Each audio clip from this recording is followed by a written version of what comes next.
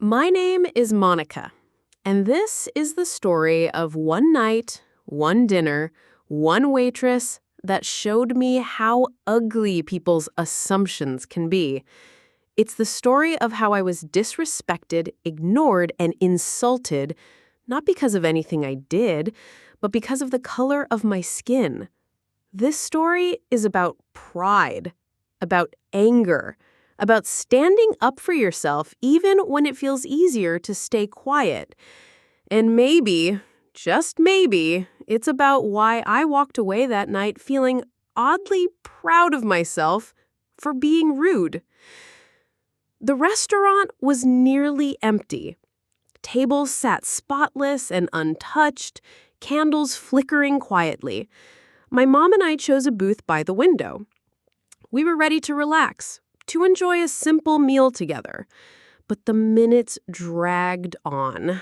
5 minutes, 10 minutes, 15. Still, no one came to our table. Finally, after 20 whole minutes, a waitress strolled over. No smile, no, "Hi, how are you doing tonight?"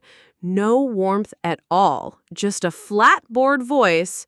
"What do you want for drink?" She didn't write it down. She didn't even look us in the eye. Another 15 minutes crawled by before our drinks arrived. And of course, they were wrong.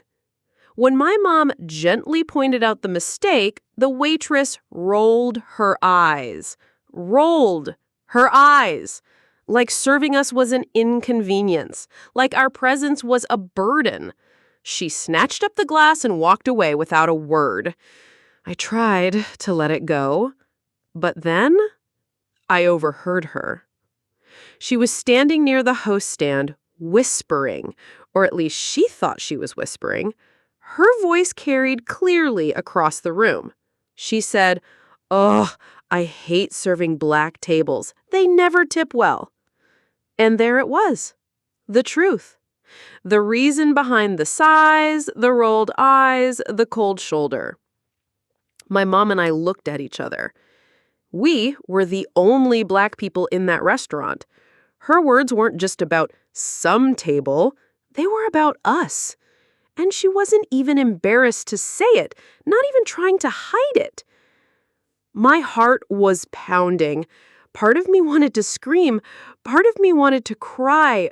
Instead, I stood up. I walked right over, and I interrupted her little gossip session with the hostesses. I didn't confront her. Not then.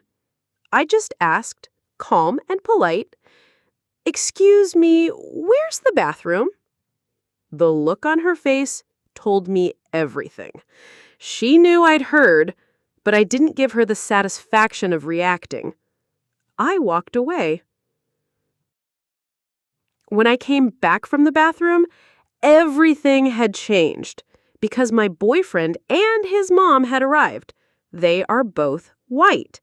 And suddenly, this same waitress who had been cold and rude turned into the picture of customer service. Her smile stretched wide, her voice softened, her posture straightened. "Hi there, welcome in. Can I start you off with some drinks?"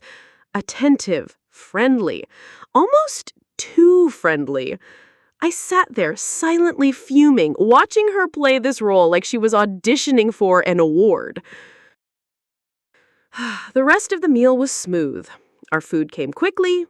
The drinks were correct. She checked in often. She treated my boyfriend and his mom like royalty. But every time she glanced my way, her eyes looked different, colder, sharper, like she wished I wasn't there. When the meal was done, I made a decision. I told my boyfriend I wanted to cover the check. I placed my card down, and when the bill came back, I left one thing blank: the tip line. 0%. The waitress noticed immediately. She hurried back, her fake smile faltering. Ma'am, was there a mistake?" I looked her straight in the eye, and I said, "No mistake. The service was wonderful, but..." As a black woman, I supposedly don't tip well, remember? Her face drained of color. Her mouth opened, then closed again. She had no words. I signed the receipt, I slid it back across the table, and I walked away. But it didn't end there. As soon as we stepped outside, my boyfriend's mom turned to me, frowning. She asked, "Was that really necessary? You should have left her something. Now she's just going to think black people really don't tip." I stared at her in disbelief. Instead of being angry at the racist waitress, she was blaming me. Me!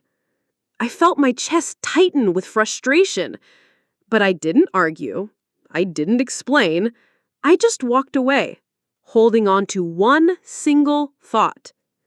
I was proud of myself for not staying silent, for not rewarding someone who disrespected me, and my mom. This is my story. The story of the night I realized that racism doesn't always scream, it whispers. It rolls its eyes. It takes its time. It assumes the worst about you before you even open your mouth. And maybe, just maybe, it's about why I walked away that night feeling oddly proud of myself for being rude.